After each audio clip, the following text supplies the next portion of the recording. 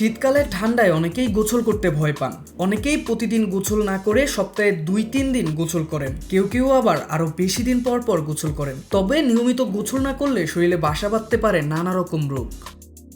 কিন্তু প্রতিদিন গোসল করতে হবে এমন নয়। প্রতিদিন গোসল না করলে শরীরে তেমন কোনো ক্ষতি হয় না। তাই চাইলে শীতে একদিন পর পর গোসল করা যেতে পারে। অন্যদিকে শীতকালে প্রতিদিন গোসল করা স্বাস্থ্যের জন্য ক্ষতিকর হতে পারে, এমনটাই উঠে এসেছে সাম্প্রতিক গবেষণায়। বিশেষজ্ঞদের মতে শীতকালে প্রতিদিন গোসল করার প্রয়োজন নেই।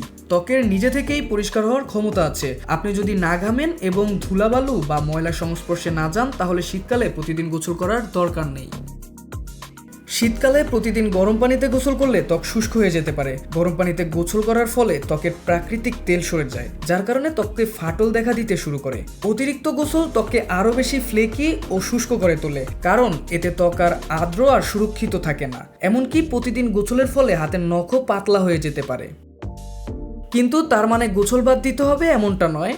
অনেক দিন গোসল না করলে ত্বকে নানা ব্যাকটেরিয়ার সংক্রমণ দেখা দিতে পারে। শীতকালে তাই সপ্তাহে 2-3 বারের বেশি গোসল না করার পরামর্শ দিচ্ছেন চর্মরোগ চিকিৎসকরা। গোসল না করার দিনগুলোতে ভেজা তোয়ালে দিয়ে শরীর মুছে নেওয়া যেতে পারে। এই অভ্যাস আপনাকে গোসল ছাড়াও পরিষ্কার রাখতে সাহায্য করবে।